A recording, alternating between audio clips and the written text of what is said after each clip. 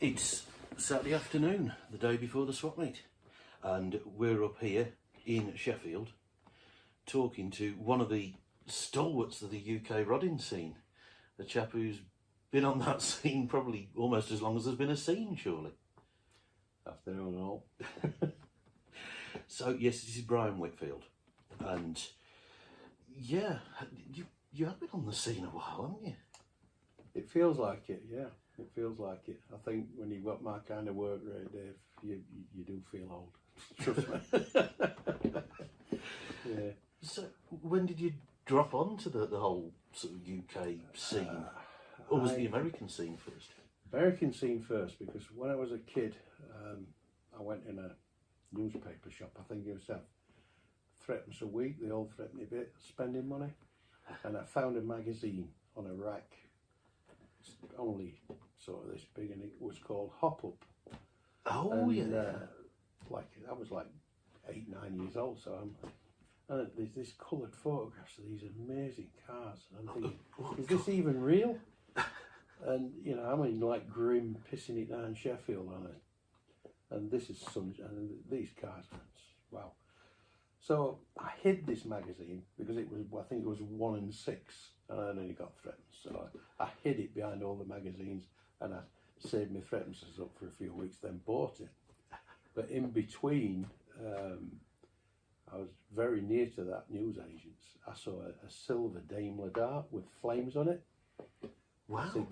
It had got moon caps. It had got false stacks on the hood, and I was like, this car, like, you know, this is like this thing in Hopwood. These are, wow, this is Sheffield. What's this? And it's only about 45 years later I found out that it was Joe Cocker's manager's car. Right. Okay. Just through reading Joe Cocker's autobiography. He's a Sheffield lad. So that's really my very first sort of thing. And then I got a job at Roberts Motor Bodies at 9 years old. Right. Washing cars. Cool. And a guy turned up one day in a 63 Corvette with knockoff mags, and Sam Barris had painted the car. Now bear in mind, this was 1969. Right. So the car was a 63. This was a new car. Yeah. For all intents and And purposes. you can't have that many Corvettes floating around this Fuel neck of the woods. injected. And Sam Barris had painted the car. A few people may remember seeing the car because we had a thing called Northern Nationals at Wakefield. Right. And I got the guy who owns it to bring. He's still got the car today. He won't sell it. He brought it to that Northern Nationals, but it was a genuine Sam Barris painted. It got Freeble on it and candies and da da da da. Car's still the same today. Beautiful car. So that had a massive influence on me. And you had to wash it? No, he just called in. Right. Okay. We Roberts Motor Bodies in them days was very much English sports cars, Right. types and stuff. But this thing just sounded like, you know, this thing's off another planet. Because by this time I'd bought a few more up magazines and hot rod magazines. So I thought, I know what this is, you know. Yeah. So yeah. That's what I mean. It must have been a rare sight. Very. Not exactly flush with American air bases. Then another guy turned up with I think it was I'm sure it was a 455 HO Trans Am, manual car, and he took me out in that car. Jesus Christ, that was the fastest thing. I thought, this is like going to take off, you know. It's 100 miles an hour, like it, and I've been in E-types as a kid and stuff like that. I'd be round all these times, but that was a rapid car. It was probably like a 13-second car out at showroom. Well, I mean, on the Goodyear cross plies it was probably wearing, Yeah. probably was the fastest thing around. It was the fastest thing in Sheffield, that is for sure, in them days. Yeah. Fantastic. And this was all at Roberts Motor Body. Was that the old place? That's the old place, yeah. I mean, we've only been here sort of 9 months, but yeah. So, and of course, then there was another guy that had an influence on me called Brian Hardy, and some hot rod boys might remember him. But when I was a kid, I remember seeing a 32 Ford driving through some traffic lights, and I'm like, what the unbelievable, in Sheffield. And he was one of the original founding members of the British Hot Rod Association. Right, okay. And this car was featured in an SRA Gasser magazine. Yeah. About a 5-6 page feature. I met Bryan only 5 or 6 years ago. Took him to Dragstalgia, and he had a blow. But that car, a guy gave him an Ardrum powered flathead with 8 Solexes on it. He gave him that. I mean, what are those heads worth now? Well, I was going to say, take that lot 50 to... grand? Oh, that much. I was going to say, take that lot to the swap meet in California and... Yeah. There was a pair for sale in America, and I believe they were $50,000. Good God. Whether they sold, but that's the sort of stuff that he had that stuff gave him. A guy with an engineering shop in Sheffield knew he'd blown his car up as a young kid, and he says, "I've got an engine you can have." He says, "We don't want it," and he took it out of an Allard. Well, I was going to say, wouldn't the Allard boys have been clamouring for that at the time? Yeah, so lots of influences, and when I was a kid at Roberts Motor Bodies, we used to do quite a bit of saloon car racing. Right. We had a couple of little minis. We used to have Jerry Marshall and Frank Gardner and all them tear-arsing round in Camaros and Mark II Jags and all that stuff. So I had a great upbringing on that sort of stuff. I was learning it proper. Jerry Marshall, you were a character. Weren't he? Yeah, what a fabulous driver. And an even better drinker. Apparently so, yeah. And your Frank Gardner, was he a Aussie or a Kiwi or something? Aussie, yeah. Frank Gardner's famous punchline was, "I don't want to be the fastest, I want to be the oldest." Yeah. So lots of influences in my really young years, and I think that sort of set the sort of scene for the future years. Because what was the scene like up north here? Because I think the drag racing was great, because he started off with Huddersfield and then at York, Melbourne. Yeah. They were great days. I mean, I went to the very first meeting at York. I was at Leeds cruising my Volkswagen Beetle. Yeah. That'd be 1977. No, 79. 79, big pardon. And Dave Grady turned up at Leeds Cruise in high spirits, no wipers, no lights, slicks, open headers, just drove into Leeds Cruise, and everyone like, Jesus. And Dave, like he would, like Pied Piper, infectious guy, fabulous guy, went round, everybody says, "Follow me, we're all going up to Melbourne." What's Melbourne? It's a drag strip, we're going to go drag racing tomorrow. It's first day, everybody's going to come. And there was a procession, left Leeds Cruise, and I was with my first wife then. I think we were courting. She said, "Where were we going?" I said, "I got a clue where we're going." And there was a string of red tail lights going through these bike lanes for hours, it felt like. And we turned up at the most desolate, sparse, windy. What is this? And that's York Raceway was born that York and Melbourne. Yeah. Fabulous, yeah. Oh, blimey. It must have been great to have somebody who could cheerlead like that, though. Dave, somebody who could say, "Let's do stuff." Dave was just fabulous, wasn't he? You know. I never got to meet him. Did you not? He was amazing. He used to he didn't just convince him. He made it. If he was going to get you running a 10, because Dave virtually, in my opinion, was very influential on starting Supergas, but more influential on making a guy who never dreamed of running a 10. He would help him get there. Yeah. However, whatever it took, and it was mainly enthusiasm. You know, well, nobody got the money, nobody got the parts. What was his logo? Grady's brains make finer power. There you go. Yeah. But he used to, if you ran a 10 in those days, or a 9, he had a bottle of champagne, pommade they called it. It was about a pound a bottle. Baby champagne. You felt like Dungalis, you know, with Dave's infection, and you get everybody round. You got 50, 100 people around your car, and big round of applause. I never got anywhere near any of that stuff, but I used to watch him operate. He was fabulous.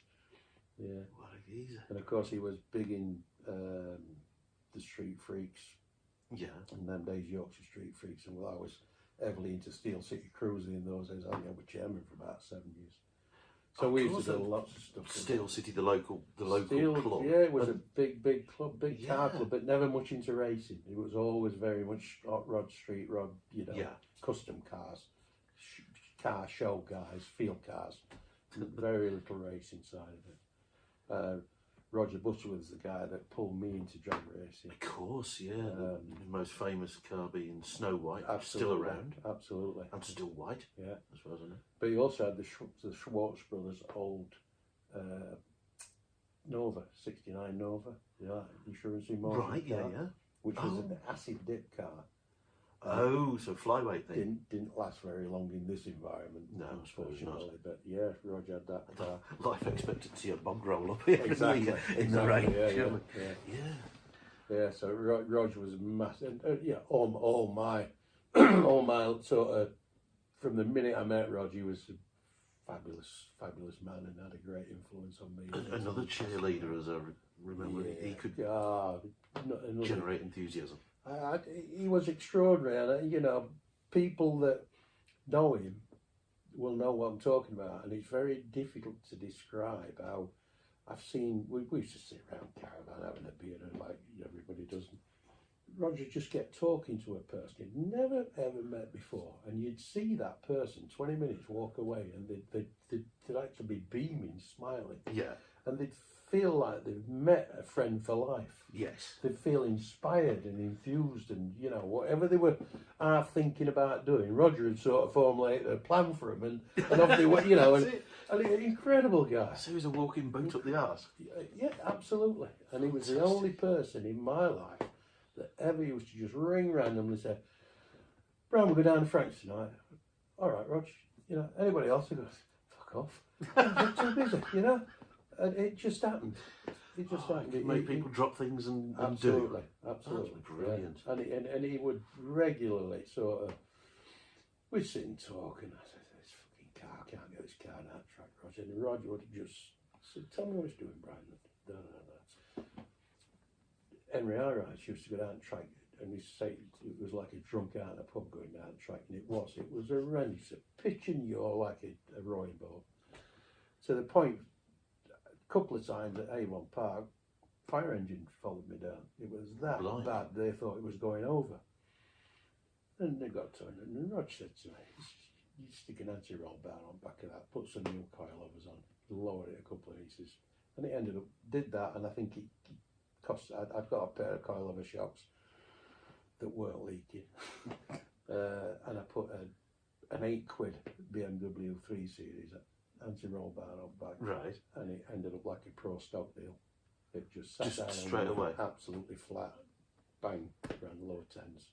Because that must have been a night and day change from the way it did get on the track. Yeah. And he just knew this. Yeah. I remember going down. I'm going to bring this a bit closer because I'm worried we don't want to miss any of this. We went down to Andy Saunders was in some sort of art contest. Yeah. Is it Pulitzer Prize? That's books in it, but this was a national art thing. Yeah, I remember. And it was telling me about it. Pool Exhibition Centre in Dorset. So we went down, 4 or 5 of us in a pickup truck, which was quite a trip. But the on the way down, they were running DBR1R at, I think they were at Spa, in an endurance race, and it was practice. This is an Aston Martin, yes. The only one in the world. Yes. This car was valued at 15 million 25 years ago. Right, okay. God knows what it's worth now. And Roger was the crew chief of the car, whatever you call it. He made sure it was, and he wasn't running that. It was a French crew running the car. Yeah. For Wolfgang von Fredericks, and they couldn't get a lap time on this car. So Rog, with his stammer in French, is telling them what to do. Tell me what you've done with this car. Tell me what you haven't touched car race, you haven't touched timing it. Right, okay. Jack it up. Tell me how many times prop shaft turns versus wheel, and bring me back. So he went, right, go in trailer, get this diff out, swap this diff. But they rang back 2 hours later and they qualified third. All in French. all in French with a stammer. And that was Roger. Oh, Incredible guy. that's an achievement. Incredible guy. And funny with it, you know. Yeah. Funny. Yeah. I remember he ran I think it must have been his first 9 in Snow White. Yeah.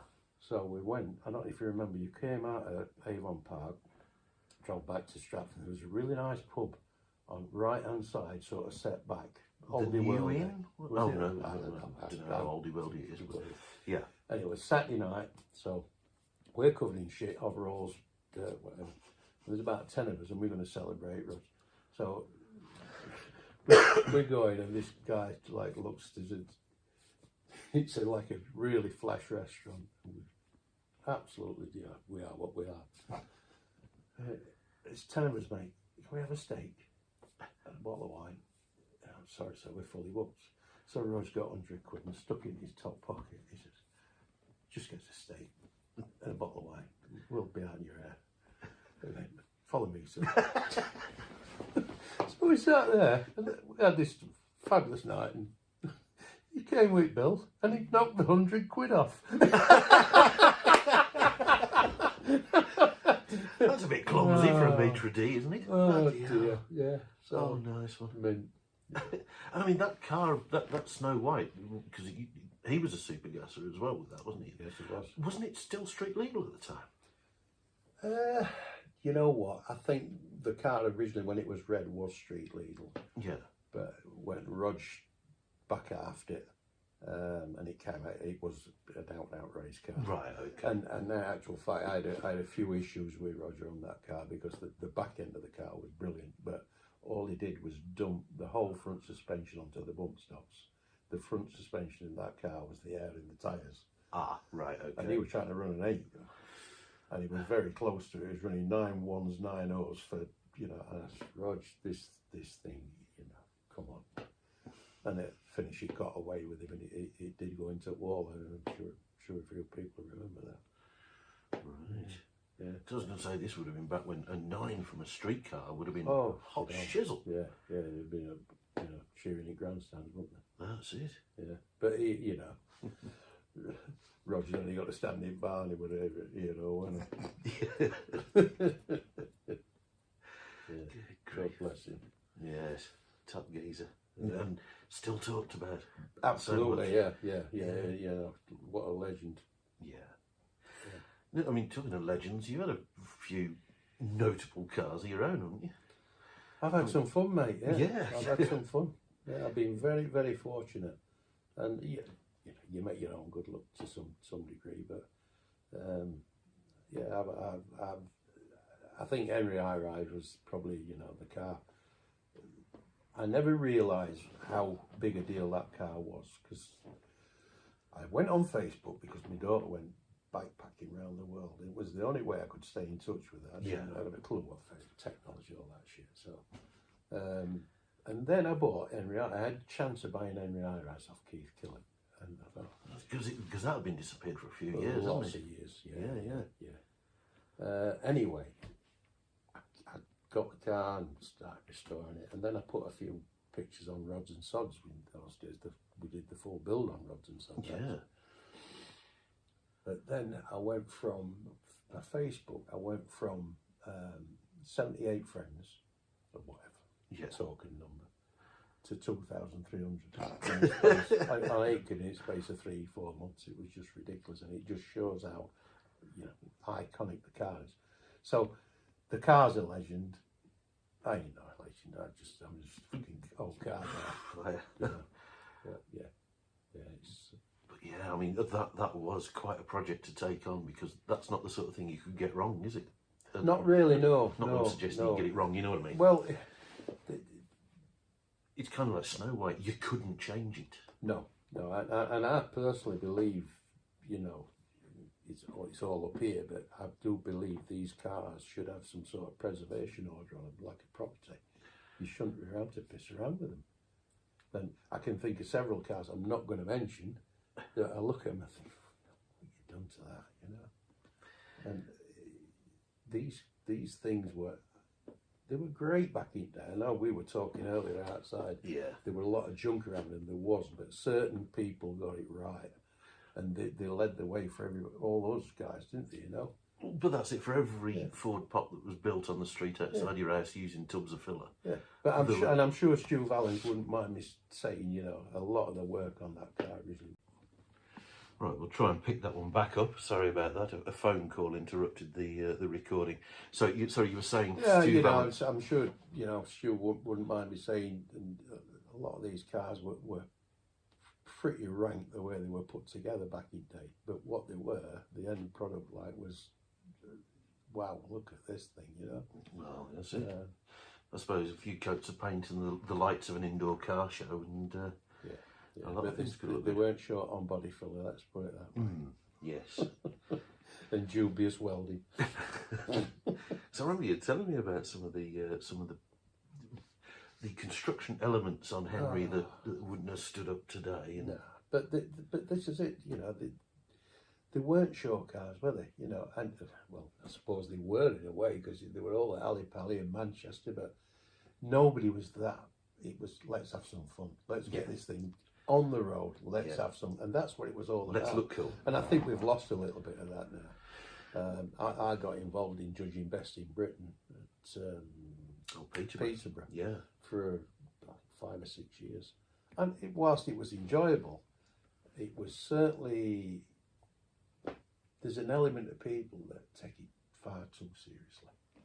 And, you know, I get they've probably got national debt in the bleeding car or whatever, but, you know, just chill out and enjoy I was going to say, it comes to something where if you don't win the show, you're going to go home pissed off. Yeah. That, I mean, no, that can't be fun. Yeah. I suppose that, you know, 25, 30 years ago, I suppose I got sort of an attitude. I walked around because I was a painter.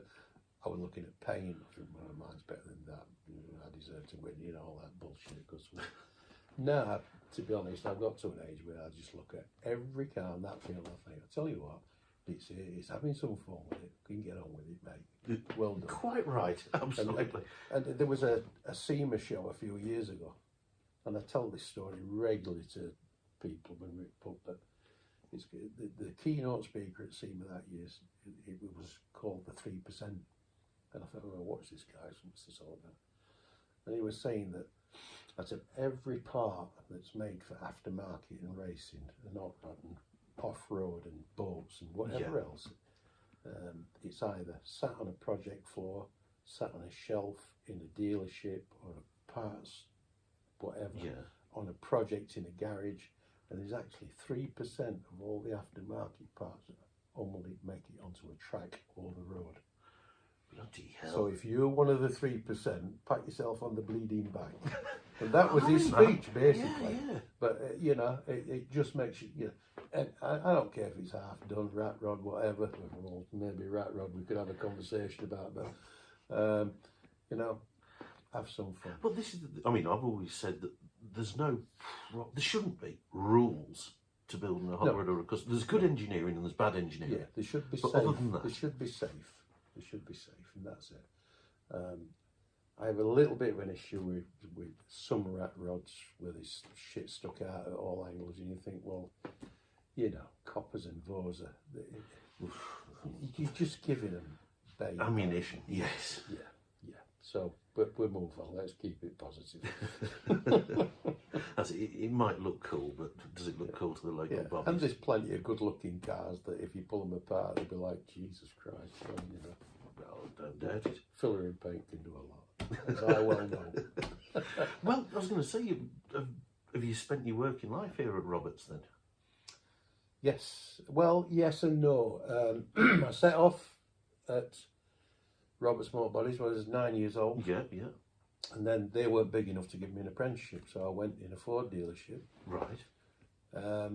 And they I was very fortunate. I got sent down to work only for 2 weeks at SVO, building rally. Oh, at Dungeon, was it then? It was down, I'm going to say Essex.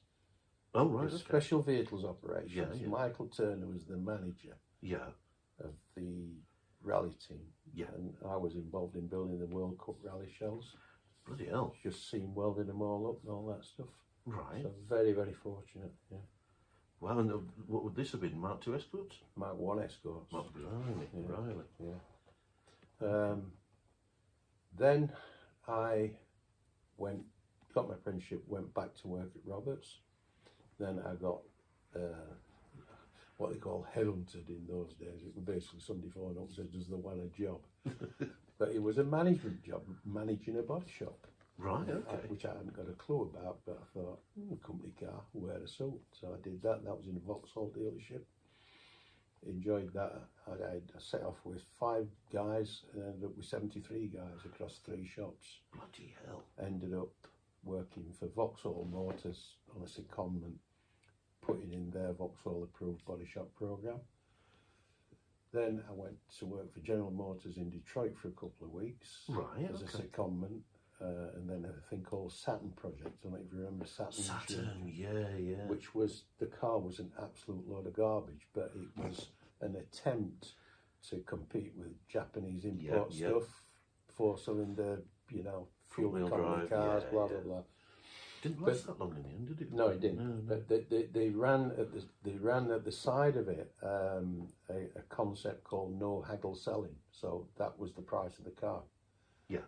And the feeling was that they were going for Auntie Edith and Uncle Joe, who coming in cardigans and didn't want a salesman hassling them and beating them up on price and having to give a load of discount to a bully that came in, but he'd get all his money back off Auntie Joe and Uncle Edith because they'd be easy target.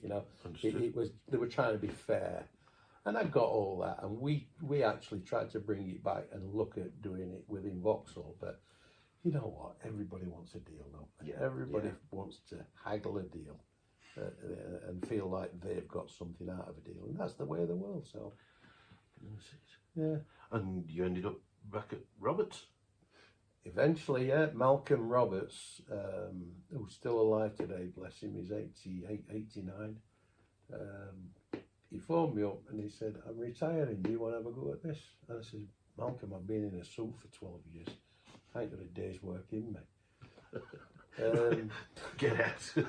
I've been messing around in my garage at home at night doing my own stuff, but as far as 40 hours, 60 hours, which you'd have to do as your own business. Yeah. But I looked at the figures and it was a good business, and you've seen what it is back in there, but those days all we did was police and ambulance. Right, okay. And it was good money, good business. And yet, doesn't say Roberts has become just about the go-to place for a lot of hot rod and American car work, but and I know that's not the core business. No, it's not. But what happened was we lost the police and ambulance in sort of 2009. Not through anything we'd done wrong, thank God. But what they'd done was decided that they're going to build their own workshops. Everything stayed in house, so we lost half as business. Now 2009 was also when the banks went tits up. So we had the shit kicked out of us. We'd gone from happy days to like Jesus Christ. So we sort of had a sit down and I thought, well, I tell you what, why not do something I love? And I'd never really done for gain anything. I'd done a few jobs for mates and Mars bar jobs, and and I still do that. But we sort of said, no, well, let's put a Facebook page out and say, if you want your car painted, you want some welding, give us a shout. And so it's really only the last sort of 15 years.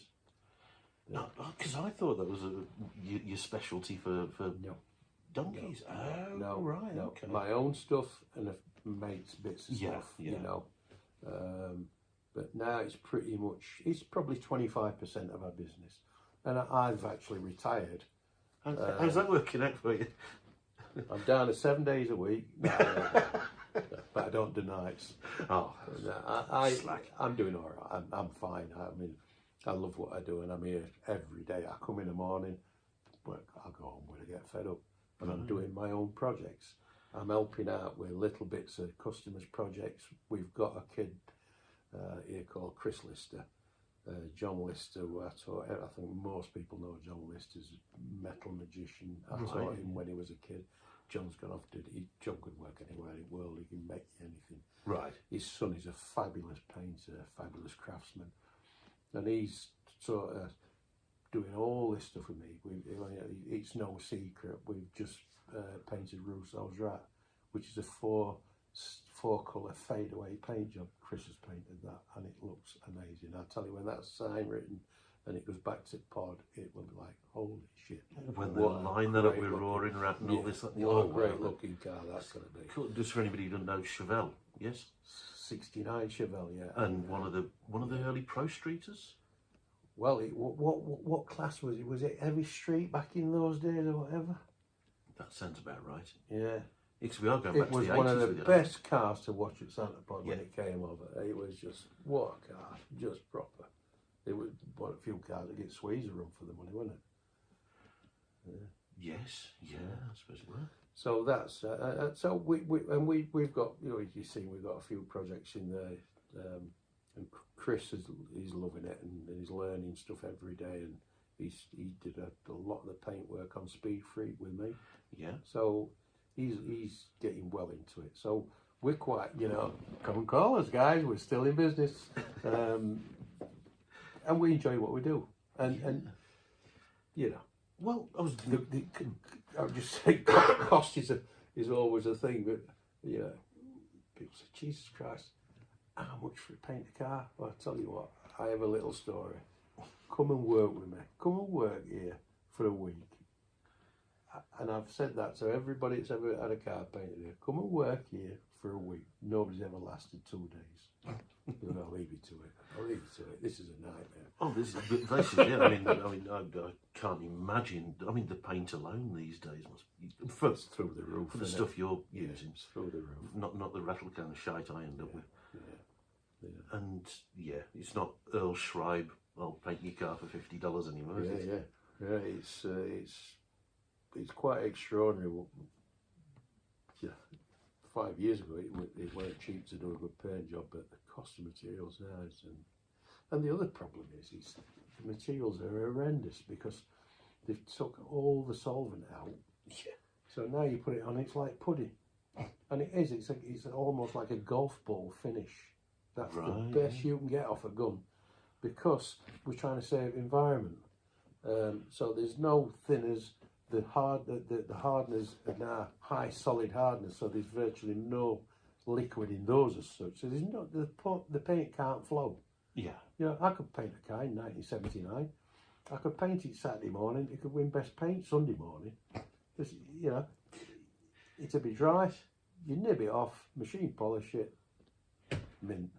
Nowadays, there's probably, when you demask a car, there's probably 2 weeks work after you've painted it, flattening and polishing.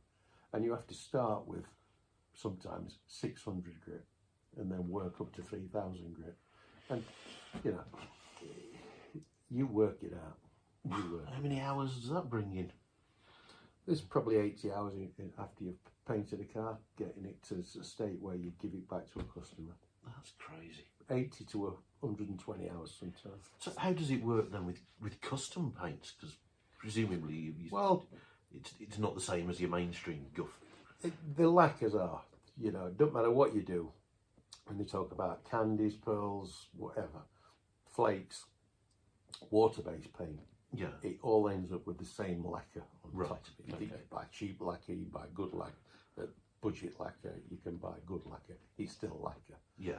And it's all basically got all the good stuff taken out of it, so it doesn't flow. It all dries like bloody leather.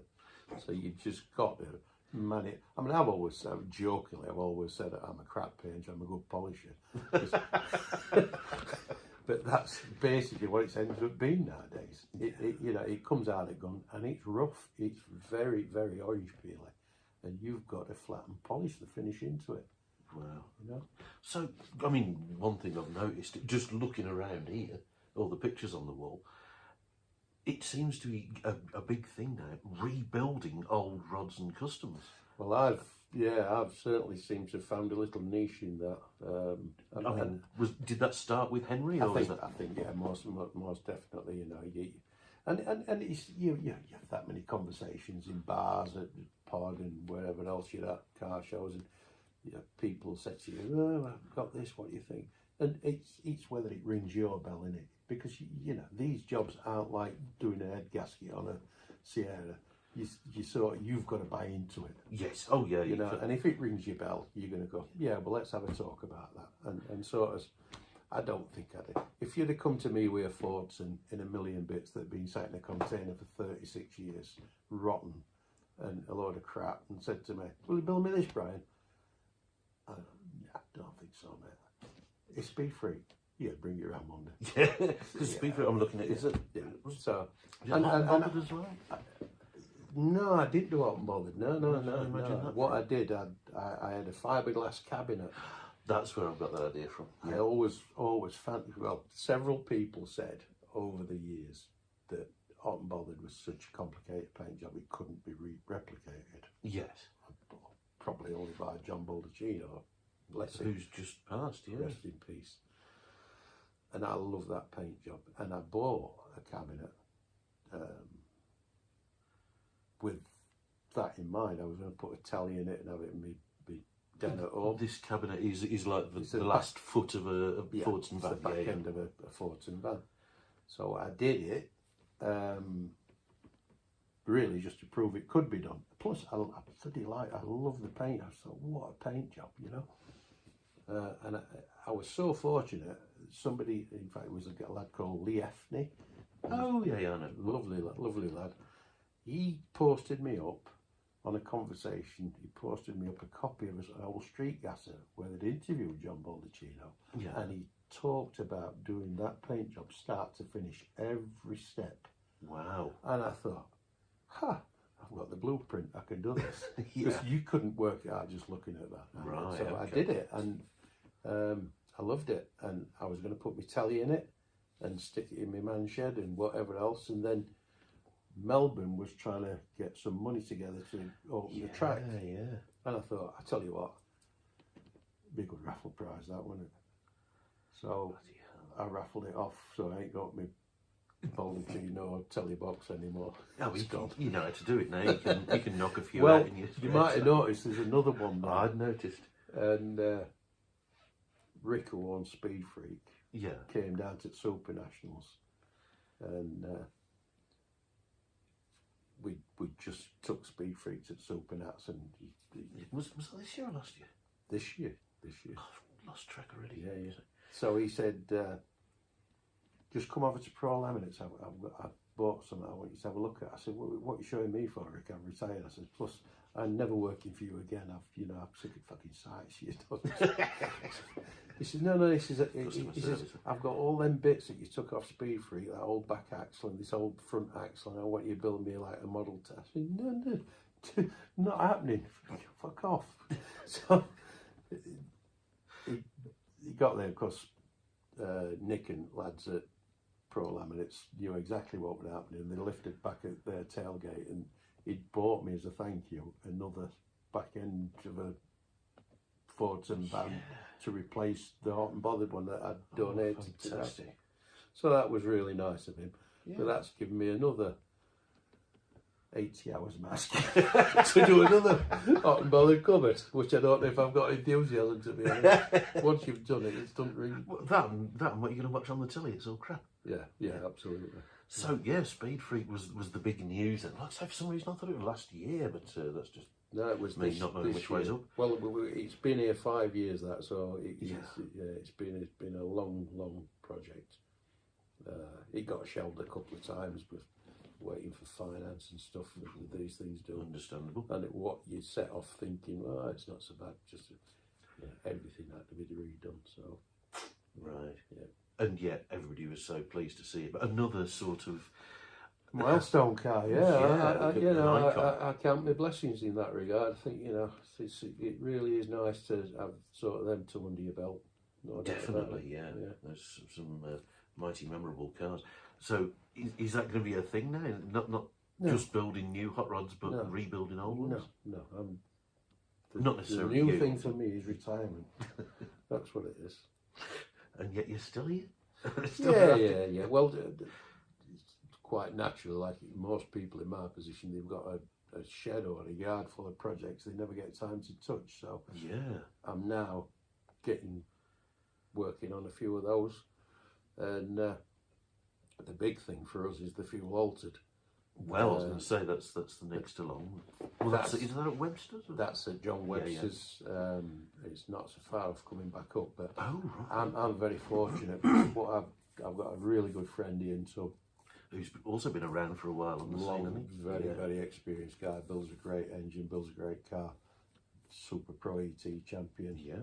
You know, massive respect, and you know, whilst I'm supposed to know everything, and I know shit compared to him, trust me. He's like, Ian, tell me about that again. He's like, will you listen? So we have a great relationship. We're always arguing. We used to have a crowd round us when we were crewing on Steve's Bentley, because we were always bickering, and we'd regularly have 50, 100 people around howling with laughing. And we weren't putting a show on. We genuinely argue like cat and fucking dog all day. You know, so it's quite a relationship. But that car, when John's finished it, will go to Ian's. He's built the motor. He put the transmission. The whole thing will be turnkey. All I've got to do is get in a fuel altered, put the suit on, and attempt to get it down the track and do as I'm told. Yes. So it's just going to be you doing the driving, is it? Yeah. Right. Yeah. Something you've wanted to do forever, or no, not at all. Oh, right. Okay. No, I think what inspired us, Nick Davis is a real good friend, personal friend. So much time for it, and Rob, great people. And we saw him win at Bakersfield. We saw him do the Yanks over, and it was the most inspiring thing we'd ever seen. And I don't mind admitting, and Tubby will tell you the same, Steve Nymantis, and there was hundreds of English on those bleachers that day. Yeah. We were in tears. We were proper moved. That was the most amazing thing, to watch Nick drive around that guy and win. Because he was asleep offline. It was over. It was over. And like, shit, Nick. And he drove around him and won. And the atmosphere there was just, what a day. So I had a conversation with Nick and Rob after, and got involved then with the Pro Mod car, painted that for him. And we've just Nick got talking about this no quarter fuel altered classes. It's not a class, it's just a gang of like-minded guys going to put some proper old school scary cars together with good safety, I say, and have some fun. You know, it's not going to be about who's to strike first. It's about putting a show on this. You know, hopefully like a demo class. Get some flames coming out of headers. Get them weaving down track a little bit, scaring shit out of it. Just let's have some fun. These aren't going to be sanctioned cars. Is that thing still running? Oh, bloody thing! Yes, it is. Hold on, let's get shut of that. There we go. Okay. Sorry, carry on. So I don't really know how I got involved in it, other than it just sounded a right load of fun, and I was in a position where I'd sold, just about ready for selling my garage, so I'd got a few quid coming in, and I thought, and Mr. Tubb, as he would, pointed out, what we're going to do now then? Are we going to take up golf, stare out at window until we die, or watch Emmerdale? And I says, yeah, let's do it. So that's where we're at, and we're really pumped up and looking forward to it. Yeah, that is good. I mean, fuel altereds are just, well, they've always been bonkers to just watch. Crackers, crackers. You're a braver man than I am for get behind the wheel. Well, I think at this moment in time, I always used to say to myself, my Nova used to run high eights, 8.7s. This is the black and flamed one. Yeah. And I always said, the rush off the line, the 64, was epic. I loved it. And then the car settled down, because it was a fabulous car to drive. It never gave you any bother. It just sat down and went. And it was almost like you needed to take a book with you. You know, it wasn't boring, but it was like, right, I've 60 foot, it sat down, and you know, stripes coming, and pretty much that was it. Unless something broke, fell off, you know. It was and I thought, I want that 60 foot all the way through, right? You know, that's what I want. I want that 60 foot feeling for the full quarter. And I think a few lot of them probably do that. I think it'll keep you busy for the whole quarter. Yeah. That's fantastic stuff. The cost of running it is absolutely frightening. So you probably won't see us that often, but when we're there, we're going to try and put a show on. Excellent stuff. I can't wait. Do you reckon it'll be out? I can't. At this moment in time, I can't see any reason why we can't get out for next year. Wow. Okay. We've got a lot of parts suddenly turned up in the last 3 months that we've been waiting for over a year and longer. Yeah, I've been talking to lots of people who've been waiting on parts of the States for months and months. We fly out for the Nitro Revival in Yes. about a week and a half, which is why I'm going to miss Jeff's funeral, which is really rest in peace, Jeff. Yeah. So I really wanted to do that, but it's just we can't do that. So we're going to bring a few parts back. I'm going to go measure up for a fire suit and respirator helmet and all that stuff. So you going for the full Baco foil and spaceman? I don't know what I'm going to do. Whatever they tell me I'm going to do. If they say, you know, you're wearing lycra, whatever they tell me to say, I'm buying.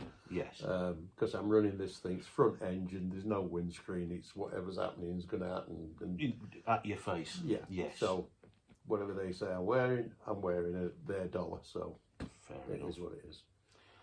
Oh, fantastic. Yeah, so we're looking forward to that. And so maybe even Nostalgia Nationals? Or... Who knows? Who knows? Well, I really hope so. I would like to think we'll get 3 main sort of nostalgia meetings in next year. Brilliant. That's the plan. I And hopefully really some of hope the you other do. guys that are building, I'm pretty sure John Webster's going to be ready. He's flying with his hot lemon. Oh, the minor thing, yes. Yeah. Because he's getting shut to that pop, isn't he? Which I didn't see that coming. Yeah, well, he always built that to sell it. Oh, right. Always. Okay. And he sort of had a guy on it, I believe, right at the beginning who sort of went away from it. But I mean, that car, for what it's cost, I mean, you potentially got a 6-second car for 70 grand. Turnkey at that, isn't it? Yeah. Crazy. Yeah, hell of a car. Yeah. So. And, I mean, outside of this place is your road car. Yeah. Which the old grey 55. Yeah, that's had some fun in that last year or two. Well, you told me it's been out how many months and you've put 4,000 miles on it? It's done 4,000 miles in 18 months. And you'd think it'd just come out the cotton wool. It looks fantastic. Well, yeah, there's a few winter jobs, but generally speaking, it's doing all right. You know, and there's some great fun. And taught caravan a good amount with it as well. So proper street car then. Yeah, it is really, I suppose. And the nice thing is, it's a great car. I built it so to drive as good as it looks. Yeah. And you know, I've said before, I know it's a good looking car, but it does drive extremely well. It's got that 4-bar coilover, quick change. It's got CPP, independent front stuff. Yeah. Willwoods all the way around, so it drives good, stops good, steers good. It's got the latest 600 box steering box and stuff. Oh yeah. So it is an exceptionally good. I have to remember when I'm driving my black car, it's not the grey car. Let's put it this way. I say the black car a little more labour intensive, is it? It's a bit more traditional. Right. I'm having that. Traditional. Yeah. Great stuff. And yeah, at the back you've got your other projects you've got lined up. Yeah, we've got actually the Camaro, the 70 Camaro is an old British touring car, but that's Roger's last project. Right. I bought off Sue. And in fact, it was sat under a sheet for a long time at Roger's place, and I did try buying it for about 7 years off him, and he said, I'm going to do it right. So when he passed away, bless him, I bought it off Sue, and I'm doing it exactly how he sort of envisions it. Right. Because he said it was going to be a sort of chaparral looking thing. Copy of the Chaparral Camaro, yeah, but it was an old British touring car. but it is a taxed and tested car, so it's a good street car. Yeah. And you've had a look round it. It's a fair old car. Oh, I'm in love. I'm smitten. Yeah. I do love a 71 Camaro. But finding one that's not had a welding torch on it is pretty much unbelievable. Yeah, it's a unicorn in itself, isn't it? Yeah, it's, You know, I had a 73 that was you could have ate it. yeah. It So was that crusty. when we go to States in a couple of weeks, I've got sort of a handful of brackets and clips and bolts to finish that car off, and hopefully we'll have that out next year. And I do hope you put it around the track because that would look spectacular. Yeah. Again, it's time. I think once we get this fuel altered, I think that's going to might be pretty much yeah. But we'll see. And the pickup? Pickup's going to be a shock truck. And Is it's it a 35? 35 Ford. Yeah. It's another nice looking thing. Real good solid old truck, but lots to do on that. Might be 3 or 4 years if I'm still here. You've got to still be here. You've got too much to do. I know. I've often said I need to live to be 90 just to get what I can see in front of me done. Yeah. So, just hypothetically, if there was one classic rod or custom that needs rebuilding, that somebody come to you and said, I need such a famous car rebuilding, what's the one car you'd drop everything to do? Jesus, what a question.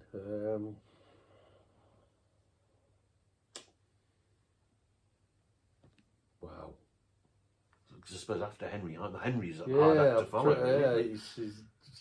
I'm struggling. Yeah. I've got to say, I think I've been in the zone kind of thing. Yeah.